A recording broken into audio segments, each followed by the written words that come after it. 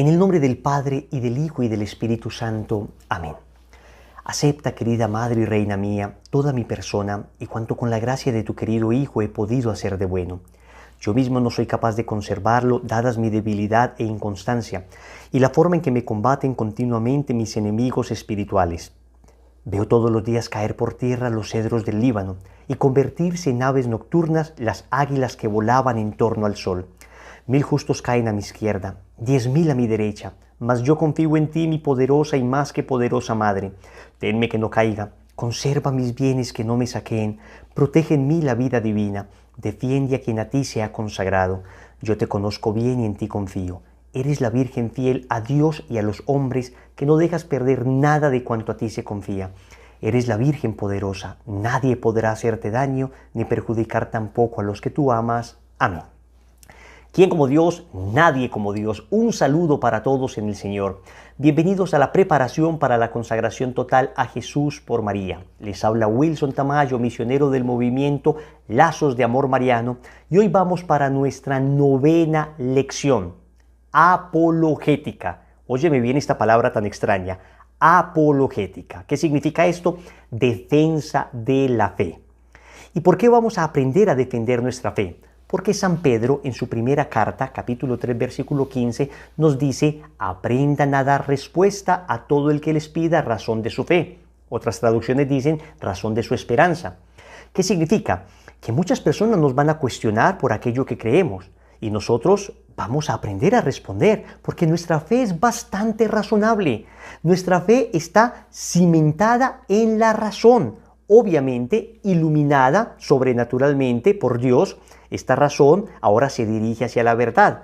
Pero nosotros tenemos muchos argumentos para creer. Esto no lo vamos a aprender para atacar a otras personas, sino para que cuando nos pregunten podamos responder.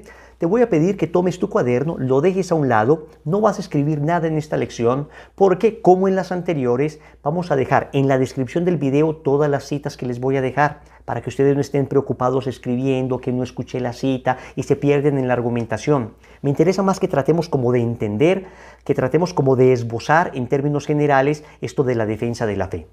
Tenemos un curso completo para las personas que quieran profundizar en esto, más de 30 clases en un curso donde profundizamos 1 hora cada clase, cada uno de los aspectos que vamos a ver acá. Sin embargo, ahora apenas podemos hacer un esbozo general. En el link, en la descripción, dejaré también el link de ese curso para las personas que quieran acceder a él. Empecemos entonces esta charla distribuyéndola en 3 partes, ¿no? Vamos a partir esta charla primero en apologética hacia los no creyentes, apologética hacia los creyentes no cristianos y apologética hacia los cristianos no católicos. Primero, digamos, a los ateos, después a los que creen en Dios pero no son cristianos, y después a los que son cristianos y creen en Cristo pero no creen en la Iglesia. Empecemos con la primera parte. ¿Hay razones para demostrar la existencia de Dios a aquellos que no la creen? ¿O la gente de ciencia hoy no debería creer en Dios? Quiero empezar con una historia. Esto es histórico, ocurrió en el año 1892. Un señor de unos 70 años viajaba en el tren, teniendo a su lado a un joven universitario que leía su libro de ciencias. El caballero a su vez leía un libro de portada negra. Fue cuando el joven percibió que se trataba de la Biblia y que estaba abierta en el Evangelio de San Marcos. Sin mucha ceremonia, el muchacho interrumpió la lectura del viejo y le preguntó: «Señor, ¿usted todavía cree en ese libro lleno de fábulas y cuentos?» «Sí, mas no es un libro de cuentos», respondió el señor. «¿Es la palabra de Dios o estoy equivocado?» «Pero claro que lo está. Creo que usted, señor, debería estudiar historia universal. Vería que la Revolución Francesa, ocurrida hace más de 100 años, mostró la miopía, como la pequeñez de la religión. Solamente personas sin cultura todavía creen que Dios hizo el mundo en 6 días y esas cosas. Usted, señor, debería conocer un poco más lo que nuestros científicos dicen de todo esto». Responde el señor: «¿Y es eso mismo lo que nuestros científicos dicen sobre la Biblia?» «Bien, como voy a bajar en la próxima estación», dijo el joven, «no tengo tiempo de explicarle, pero déjeme su tarjeta con su dirección para mandarle material científico por correo con máxima urgencia». El anciano entonces, con mucha paciencia, abrió cuidadosamente el bolsillo derecho de su bolso y le dio su tarjeta al muchacho. Cuando éste leyó lo que decía, salió cabizbajo, sintiéndose peor que una ameba. La tarjeta decía: «Profesor Dr. Luis Pasteur, director general del Instituto de Investigaciones Científicas, Universidad Nacional de Francia. Louis Pasteur, nada más y nada menos que quien sentó las bases de las vacunas, de los antibióticos, quien desarrolló el proceso de pasteurización, un gran científico profundamente creyente. Con eso les quiero decir que existen grandes científicos profundamente creyentes. Jérôme Lejeune, padre de la genética moderna, que descubrió la trisomía del cromosoma 21 que genera el síndrome Down, profundamente creyente. Heisenberg, uno de los más grandes genios de nuestra historia, logró incluso desarrollos matemáticos científicos que ni Albert Einstein logró. Él se declaraba profundamente creyente. Y así tenemos una enorme lista de premios Nobel de Medicina, premios Nobel de Física, que fueron profundamente creyentes. La teoría del Big Bang, por ejemplo, la desarrolló un sacerdote católico, pues profundamente creyente, Georges Lemaitre. Estamos hablando de grandes científicos que han creído en Dios. Otros grandes científicos no han creído en Dios. A lo que me refiero es que si todos estuvieran de acuerdo que Dios no existe y pudieran demostrar científicamente la no existencia de Dios, así como se puede demostrar científicamente que H2O es la fórmula del agua, entonces, pues no habría duda, Dios no existe, la ciencia lo ha demostrado. Pero, repito, grandes científicos han sido profundamente creyentes. Con esto les digo que el tema de la no creencia de Dios en algunos científicos no es por motivos científicos, normalmente es por motivos, digamos, de la voluntad, por motivos del corazón, no por motivos de la razón. Pero bueno, en el curso lo pueden ver con más profundidad. Lo que les digo ahora es, fe y razón no se oponen, porque Dios nos dio la fe y nos dijo que creyéramos, y nos dio la razón y nos dijo que pensáramos. Fe y razón no se pueden oponer. Y eso es lo que dice precisamente la encíclica Fides et Ratio, Fe y Razón. En su introducción dice, la fe y la razón son como las dos alas con las cuales el espíritu humano se eleva hacia la contemplación de la verdad.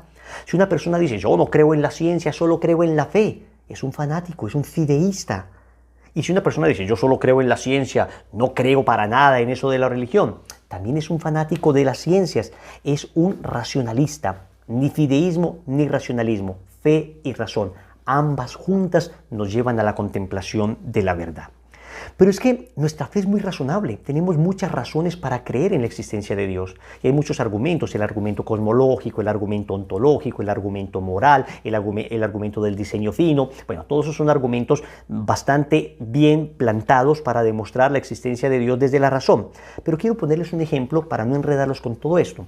Piensa tú que llegas a una isla y en esa isla encuentras una choza, ¿no? Encuentras ahí una cabaña, pero no ves a nadie. No ves a nadie. Entonces tú tienes dos opciones. Buscas en toda la isla, no encuentras a nadie y dices, o esto fue producto de la casualidad y producto de temblores que tumbaron árboles, después el viento levantó esos árboles y esos árboles fueron organizándose de esta manera para darle forma, digamos, a la cabaña, y después fueron cayendo ramas que le pusieron el techo, y después esta bisagra de la puerta fue producto de de un metal que se derritió, que estaba en la montaña, y no sabemos un proceso de qué manera, pero sucedió que llegó hasta acá. Y bueno, tú podrías decir eso y necesitarías mucha fe para decir que esto es producto de la casualidad. O podrías decir, oiga, alguien construyó esta cabaña aunque yo no pueda ver quién lo hizo, aunque yo no lo pueda ver. Eso es lo que pasa con el mundo, con la creación. Creer que toda la perfección y el orden de la creación es producto de casualidad es todavía más loco que pensar que la cabaña es producto de la casualidad. Donde uno ve orden, necesariamente hubo una mente inteligente que ordenó. Usted ve en un closet unos zapatos organizados de mayor a menor en colores perfectamente organizados. Tú no crees que cayeron del cielo, alguien los organizó. Tú agarras un libro que tiene 1 millón de letras y tú no dices, ve, ese 1 millón de letras se metieron en una cubeta, las tiraron y salió el libro. No, alguien tiene que darle orden a esas letras. Digo, cuando aparece algo con orden, necesariamente hay alguien que ordenó. Hay alguien que ordenó. Entonces alguien va a decir, no, pero nosotros somos producto de la gran explosión. Esa gran explosión, el Big Bang, fue la teoría que desarrolló un sacerdote católico precisamente para demostrar que hubo un comienzo de la historia, y que detrás de ese comienzo de la historia debe haber un ser que esté fuera de la historia, un ser eterno, un ser que no haya comenzado nunca, que le haya dado origen a esa historia, a esa creación. Con esto les quiero decir que es bastante razonable, aún desde la razón, pensar que Dios existe. Pero luego tenemos los milagros. Luego tenemos milagros que la ciencia no ha terminado de demostrar, no ha terminado de comprobar, no ha terminado de entender. Yo les invito para que vean las conferencias del doctor Ricardo Castañón, un exateo que se convierte precisamente viendo milagros. Doctor Ricardo Castañón. ¿Ok? Entonces, apologética hacia los no creyentes. Ahora vamos a hablar de aquellos que sí creen en un ser superior, en un Dios, pero no creen en Cristo. Son, digamos, estas personas que dicen, sí, existe un Dios, pero cualquier Dios, no puede ser Cristo. Yo no creo en Jesús de Nazaret. Algunos lo niegan históricamente, pero pues digamos que ninguna persona seria hoy negaría históricamente a Jesús. Tenemos suficientes fuentes extrabíblicas, o sea, aparte de la Biblia, para asegurar la existencia histórica de Jesús. Pero aún creyendo en la existencia histórica de Jesús, dicen, Él no puede ser Dios. Pero señores, es que tenemos un hecho histórico sin precedentes. Y es que la Biblia escrita, el Antiguo Testamento escrito mucho antes del nacimiento de Cristo, hizo profecías de Jesús que se cumplieron en Él al pie de la letra. Les voy a decir algunas. El nacimiento de Jesús, que fue en Belén, fue profetizado por Miqueas, Antiguo Testamento, capítulo 5, versículos del 1 al 2. Y luego en Mateo 2.1 y en Lucas 3.31 aparece siglos después el cumplimiento de esa profecía. El Mesías iba a nacer en Belén y el Mesías nació en Belén. Que nacería de una virgen. Isaías 7.14 lo profetizó unos 8 siglos antes. Y después, Mateo 1.18 aparece naciendo de una virgen. Después, los grandes milagros que Jesús realizaría aparecen en Isaías 35 del 5 al 6. Y después vemos en Lucas 7, 18, 23, que Jesús hacía estos grandes prodigios que se habían profetizado, que lo rechazaría su propia gente. Isaías 53, versículo 3, lo dice, todo el poema del siervo de Yahvé. Y después vemos en Juan 1:11 cómo esto se cumplió. Wilson, espérate que estoy escribiendo. Tranquilo, todo esto va a quedar en la descripción del video. Lo que te estoy diciendo es que en nadie se ha cumplido que hayan profetizado durante siglos sobre él y luego al pie de la letra cada profecía se haya cumplido. Esto demuestra la veracidad de la palabra de Dios y demuestra que la Biblia no es simplemente un libro lleno de cosas bellas. Hay libros llenos de cosas bellas, hay libros llenos de poemas bellísimos, pero lo que hace de la Biblia la palabra de Dios es que se cumple lo que se dijo, que las profecías se cumplieron. Se dice, por ejemplo, en el Salmo 41:10 que lo traicionarían sus amigos y que pagarían un precio por él. En Zacarías 11 del 12 al 13. Y en Mateo 26, 14 y 15 vemos que efectivamente a Jesús lo traicionó Judas, lo dejaron sus amigos y pagaron un precio por él. Todos los eventos de la pasión de Cristo fueron profetizados en Isaías 53, en Isaías 50, en el Salmo 22, y luego se cumplieron tal cual en Juan 19, en Marcos 15, en Mateo 27. Todo esto, y lo pueden ver con detalle en la descripción del video, todo esto lo único que hace es demostrar que todo lo que se profetizó se cumplió en Cristo. Y al cumplirse en Cristo estamos hablando de que no es un profeta más, de que no es un hombre que simplemente habló bonito, es Dios, Dios encarnado. Jesucristo es la segunda persona de la Santísima Trinidad. También podemos pensar en esto de la apologética, la defensa hacia los creyentes no cristianos, mostrarles los estudios más serios de la sábana santa. Los estudios más serios de la sábana santa. La sábana santa fue la sábana que cubrió el cuerpo de Jesús y hoy está prácticamente unánime el criterio de los científicos para decir efectivamente este fue el manto, esta fue la sábana que cubrió el cuerpo de Cristo. Hubo una prueba que se llamó la prueba del carbono 14 que supuestamente demostró que no era, sino que esto era algo del siglo de la Edad Media, pero esto está completamente refutado hoy por las disciplinas que estudian la sábana santa. Ustedes saben que esto es un estudio interdisciplinar.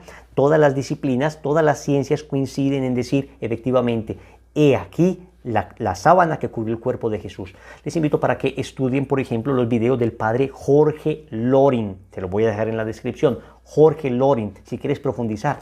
Porque lo que tenemos en la sábana santa, yo he tenido el regalo de Dios de estar frente a ella en Turín. Estaba pues velada, pero he estado allí frente a ella en varias ocasiones. Y lo que sucedió en la sábana santa no es que simplemente la sangre del hombre que estaba muerto marcó la imagen del hombre que estaba muerto, sino que es que ese hombre es Dios y al resucitar por radiación, esa imagen quedó quemada en la sábana santa y esa imagen tiene tridimensionalidad. Óigame bien, esa imagen tiene tridimensionalidad. Nadie, ni siquiera hoy, sería capaz de hacer una imagen como esa. Sería capaz de quemar su propia imagen allí.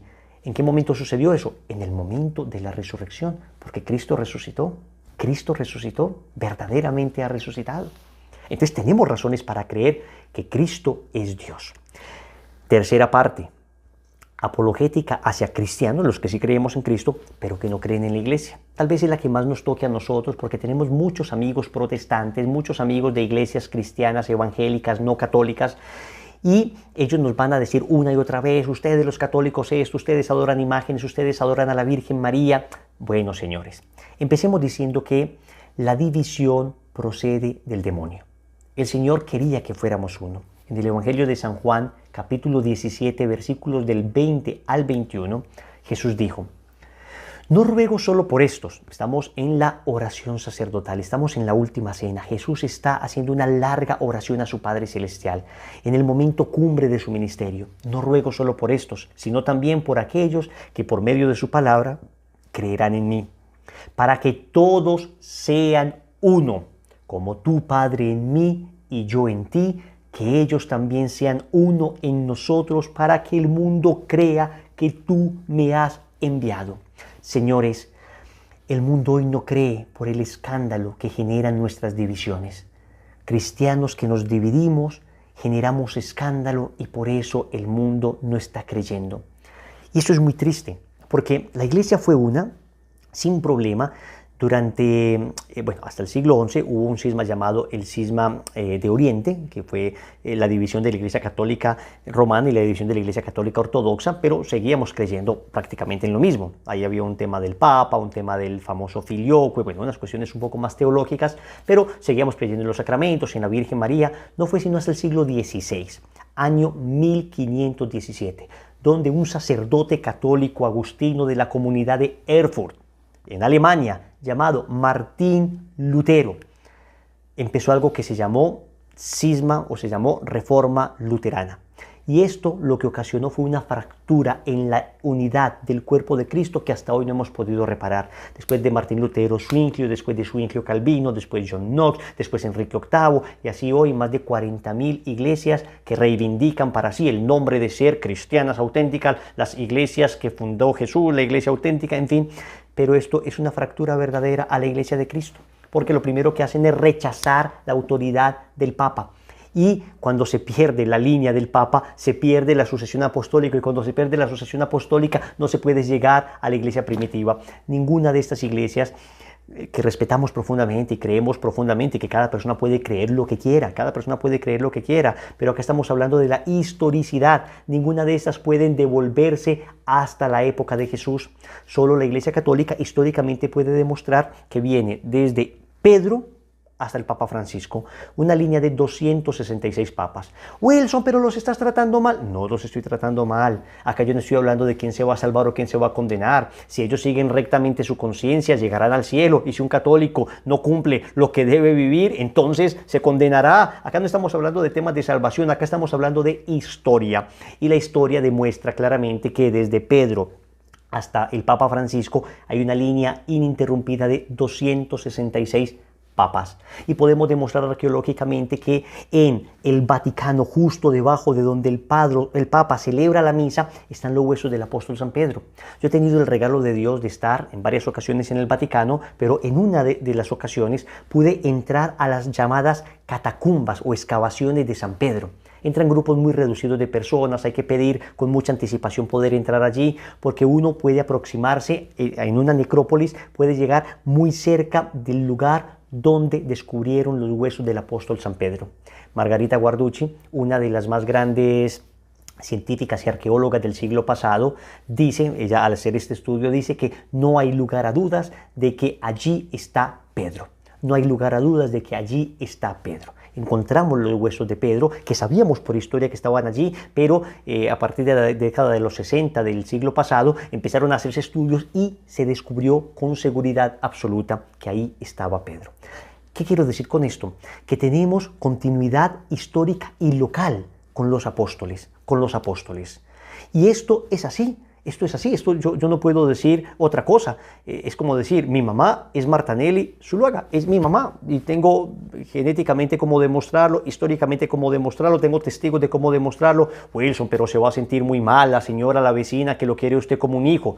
Hombre, pero es que acá no estamos hablando de sentimientos, acá estamos hablando de hechos históricos, acá estamos hablando de argumentos científicos. Y la Iglesia Católica es la única que puede demostrar hoy que viene de Pedro. Y esto cumpliendo las profecías de Jesús. Jesús escoge a Pedro como piedra sobre la cual funda su iglesia. Evangelio de Mateo, capítulo 16, versículo 18. Le dice a Simón, se llamaba Simón, no se llamaba Pedro, tú eres piedra y sobre esta piedra edificaré mi iglesia. Petrus significa piedra. Y sobre esta piedra, sobre Pedro, Cristo edificó la iglesia. ¿Significa que Pedro edificó la iglesia? No, Cristo edificó la iglesia en cabeza de Pedro, Esto es importante porque es Cristo el que la edifica, pero la edifica sobre Pedro y sobre los demás apóstoles. Y Pedro va a ser el primer papa y tenemos muchos argumentos para demostrar que Pedro era el príncipe de los demás apóstoles, el primero entre todos los apóstoles. Pedro fue el único que el Señor le dijo que el demonio te va a zarandear y cuando vuelvas confirma en la fe a tus hermanos. Al único que después le dijo, me amas más que estos. Pedro fue el que convocó el concilio de Jerusalén, Lucas capítulo 15. Pedro, estamos hablando de la autoridad. Pedro, la autoridad en la iglesia primitiva. Había una cabeza. La barca necesita una cabeza, necesita alguien que la dirija, porque todos dirigen, entonces nadie dirige, ¿ok? Y no necesariamente tiene que ser el más santo. Hay personas que dicen, en la época de Lutero se separó de la iglesia por los escándalos que vio del Papa y por los escándalos que vio de la iglesia, y muy bien que Lutero se separó. Miren, el mismo Lutero reconoce que él se separa de la iglesia no por la inmoralidad de la iglesia, sino por cuestiones doctrinales. Y esto es muy importante porque yo estoy leyéndome en este momento de las mejores biografías sobre Martín Lutero del padre Ricardo García Villoslada. Es uno de los mejores biógrafos de Martín Lutero. Este es el capítulo 1, miren, el capítulo 1 es este, digamos el primer libro es este, entonces ya se imaginarán lo científico que es. Y este mismo padre Villoslada, en otro de sus libros llamado Raíces históricas del luteranismo, toma extractos de cartas y explicaciones del mismo Lutero, donde Lutero él mismo decía que él no se separa de la Iglesia Católica porque, como dicen algunos, fue a Roma y encontró tanta corrupción que se separó. No, porque él mismo va a decir que entre ellos, entre los que se separaban, también había corrupción. Mire lo que dice en la página 85 y 86 de este libro, Raíces históricas del luteranismo. Dice Lutero, yo no impugné las inmoralidades y los abusos, sino la sustancia y la doctrina del papado. O sea, Lutero tuvo un problema fue con la doctrina. Dice en otra parte, entre nosotros, confiesa abiertamente Lutero, la vida es mala, como entre los papistas. Así llamaba él a los católicos, papistas. Mas no les acusamos de inmoralidad, sino de error doctrinal. Aunque el Papa fuese tan santo como San Pedro, lo tendríamos por impío y nos rebelaríamos contra él. Todo esto para quitarnos esa imagen de que Lutero fue un gran santo que vio la iglesia corrupta y entonces la vino a reformar. No, porque digamos que en la biografía de Lutero, cuando uno la estudia con seriedad, también uno ve muchos bemoles. Y uno ve unas situaciones muy complicadas en la vida de Lutero, como el apoyo a la masacre de unos campesinos. Y eso está bien, digamos, históricamente sustentado. Entonces, acá no estamos hablando propiamente de la santidad de nadie, acá estamos hablando de cuestiones doctrinales. Y doctrinalmente tenemos que decir que lo que Lutero dijo fue un error, porque Lutero basó, digamos, su rebeldía y su protestantismo básicamente en tres cosas. Primero, la sola fe. Segundo, la sola escritura. Y tercero, la libre interpretación. Vamos a verlo rápidamente. Lutero dijo, solo la fe salva. Tomando un texto de la Carta a los Romanos, él era profesor de la Carta a los Romanos, capítulo 3, versículo 28, dice San Pablo, porque nosotros estimamos que el hombre es justificado por la fe y no por las obras de la ley. Lutero decía, no importa las obras que tú hagas, si tú tienes fe en Cristo te salvas. Llegó a decir en algún momento, podría uno adulterar cualquier cantidad de veces en un día, pero si tengo fe, entonces me salvaré. Decía en otra homilía, peca y peca fuertemente, pero cree más fuertemente y te salvarás. Miren esta disociación entre fe y obras tan aterradora y cuánto daño puede traer. Pero no es lo que dice la Biblia. San Pablo, en la carta a los Romanos, precisamente en el capítulo 2, versículo 6, antes de que dijera solo el hombre justificado por la fe y no por las obras de la ley, dice que Dios retribuirá a cada uno según sus obras. Según sus obras. Cuando San Pablo condena las obras de la ley, se refiere a esas obras judías que consistían en abluciones, lavado de manos, unos ritos externos, que creían ellos que esos ritos externos, el lavar las manos, el hacer este tipo de cosas les iba a salvar. No. Pero San Pablo no condena las buenas obras. Lo que nosotros decimos es que la fe tiene que expresarse en obras concretas. Y eso no lo decimos solo nosotros, lo dice también el apóstol Santiago. Santiago capítulo 2, versículo 17. Dice, lo mismo pasa con la fe. Si no va acompañada de las obras, está completamente muerta. Por eso Martín Lutero no quería mucho la carta de Santiago. De hecho, en su primera traducción de la Biblia la puso casi como un libro apócrifo, como un libro extra, pero no quería la carta de Santiago porque Santiago dice directamente, fe sin obras, fe muerta. Y luego el libro del Apocalipsis, capítulo 20, versículo 13. El mar devolvió a los muertos que guardaba. La muerte y el abismo hicieron lo mismo y cada uno fue juzgado según sus obras. Entonces, fe y obras. Tantas veces hemos hablado de ese pasaje de Mateo 25, 31. El Señor se sienta a juzgar a unos a la derecha y otros a la izquierda. ¿Por qué? Porque tuve hambre y me diste de comer, tuve sed y me diste de beber, en fin.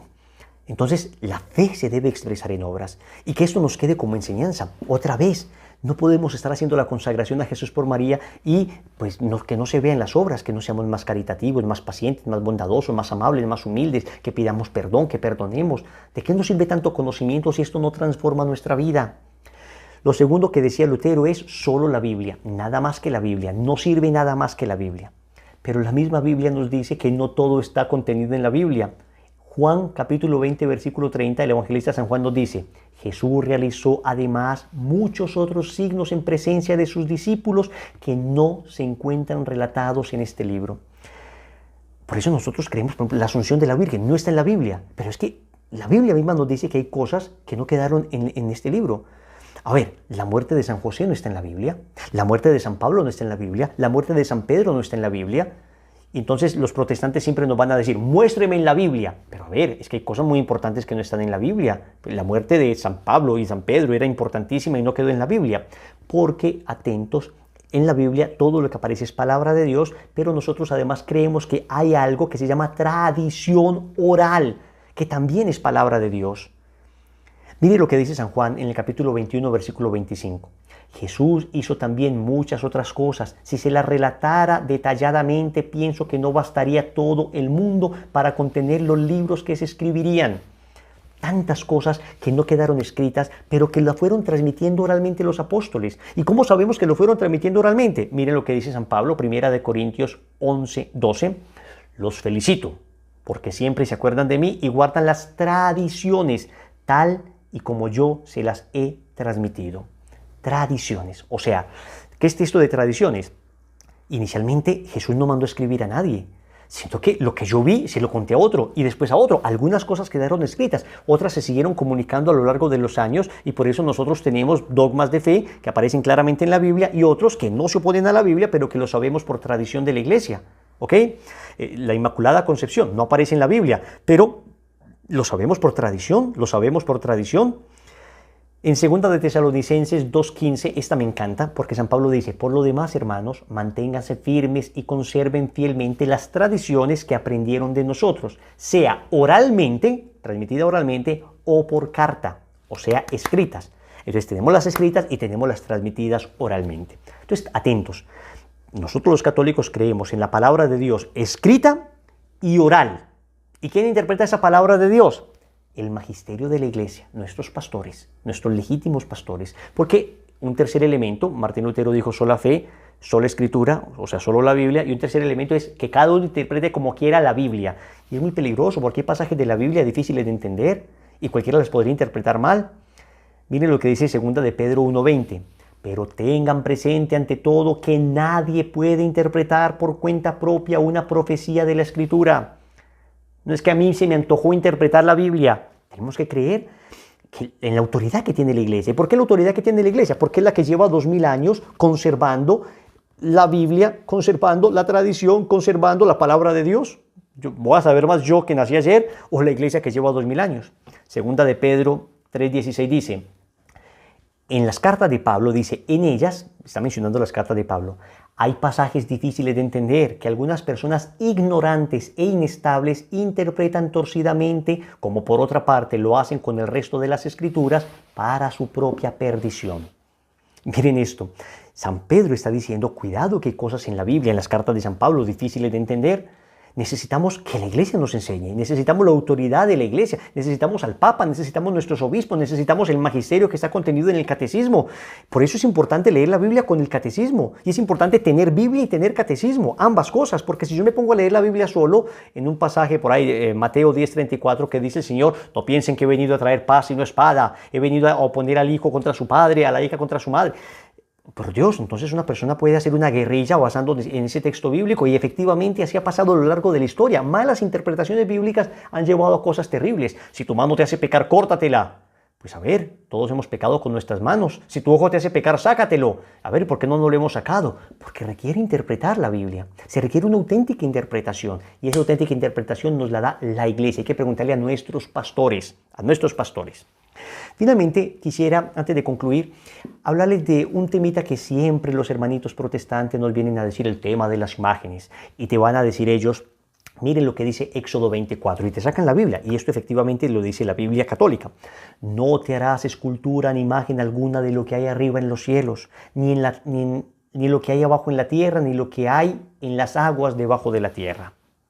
Entonces te dicen, ¿y tú tienes imágenes? Miren, una imagen de la Virgen, una imagen del Señor, tienen imágenes. Y la Biblia dice, no te harás imagen. Una vez un hermano protestante, un amigo de la universidad me dijo eso. Y le dije, pues muy bien, a ver, pues préstame un billete. Y me dio un billete de 5,000 pesos, que sería como $1, ya $1.50. Y tenía la imagen de un hombre, de Jorge Isaacs. Y le dije, pues muy bien, vamos a cumplir la Biblia. Yo voy a deshacerme de mis imágenes cuando tú y tu pastor y tu congregación se deshagan también de todos los billetes que tienen imágenes. Los que se recogen en los diezmos y todo tienen imágenes. Oye, y era un buen cristiano, mi amigo, ¿eh? No digo que fuera un mal cristiano, era una persona recta, buena, bondadosa.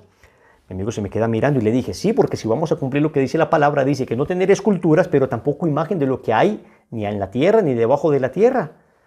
Y me dice, no, pero es que yo no la adoro. Y yo le digo, pues estamos en lo mismo. O sea que el problema no es tener imágenes, sino adorar imágenes. Creer que estas imágenes son Dios. Y yo creo que una persona hoy, en el siglo XXI, no cree que una imagen es Dios. Así como que se le cayó la imagen de la Virgen y entonces diga, ay, se me quebró la Virgen. Y entonces en la próxima aparición la Virgen va a aparecer sin manito. O se me cayó la imagen del Señor y entonces ya Jesús murió, pues se murió. Y al morir Jesús, no, pues se acaba el universo. Sabemos que son representaciones. ¿Y por qué? Porque nosotros somos seres sensibles que necesitamos representaciones que nos hablen de lo eterno. Pero es que el mismo Dios hace imágenes. Génesis 1:27 dice que tú y yo somos imagen visible del Dios invisible. Nosotros somos imagen y semejanza de Dios. Dios hace imágenes. Pero en el mismo libro del Éxodo 24 decía, no te hagas imágenes. Dios dice, Éxodo 25:18 le dice a Moisés, harás además 2 querubines de oro macizo. ¿Qué son querubines? Son ángeles. Los harás en los 2 extremos del propiciatorio.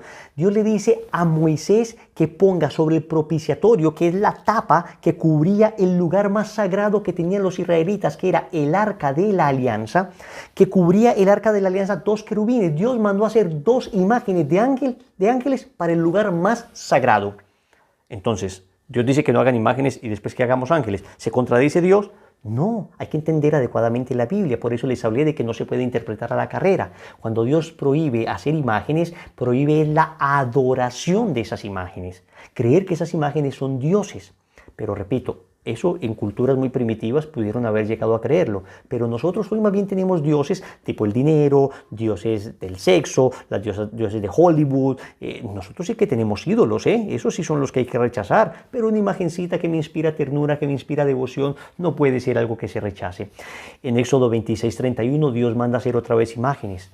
Harás un velo de púrpura, violeta y escarlata, de carmesí y lino fino, dorsal, bordarás en él unos querubines. Otra vez Dios manda a bordar querubines. En Primera de Reyes 6:23 estamos hablando ya de la época de Salomón, que estaba adornando el templo y Dios le dice, en el lugar santísimo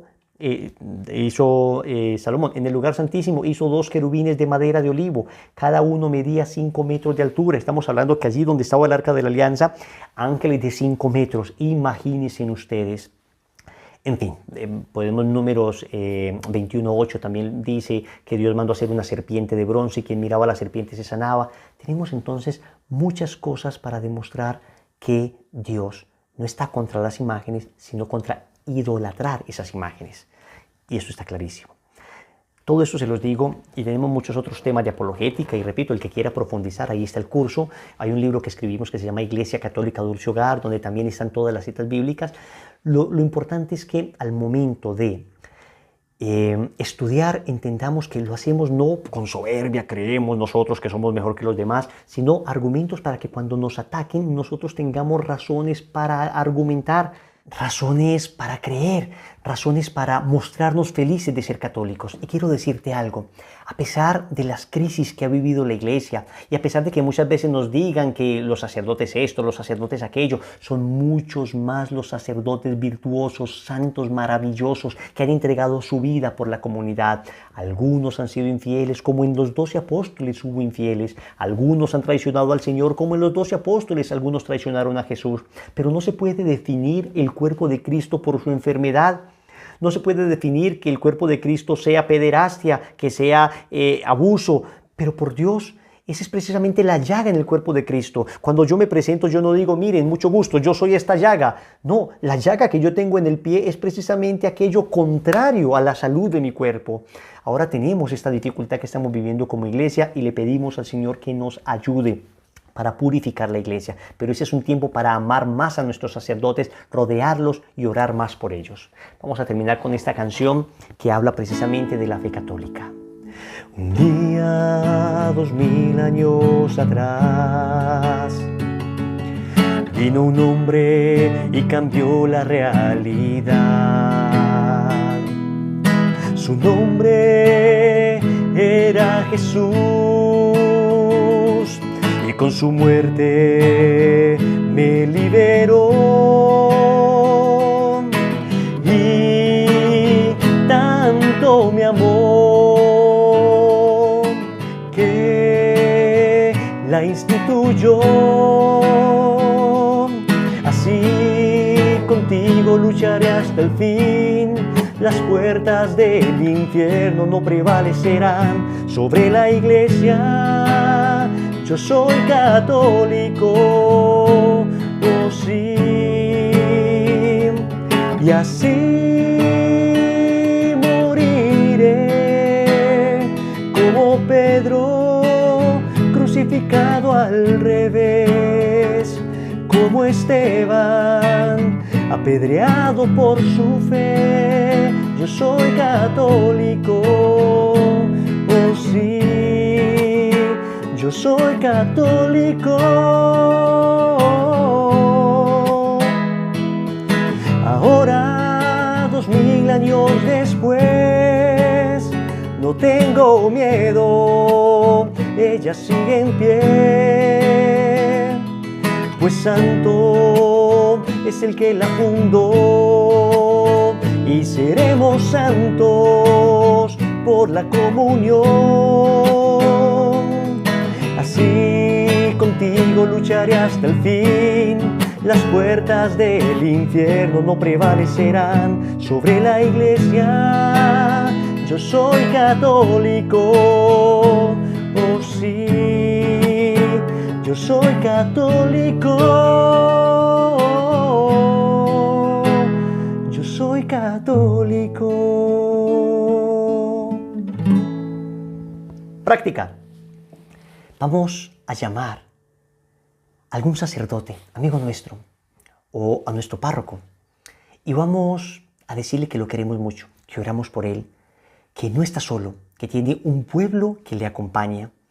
Vamos a ayudarle, si es posible, económicamente, en esos momentos difíciles que está viviendo la iglesia.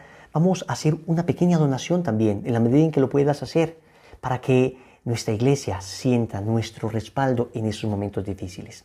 Un abrazo para todos y que la gracia de Dios sea con ustedes. Nos vemos en la próxima lección. No se la vayan a perder, que va a estar buenísima.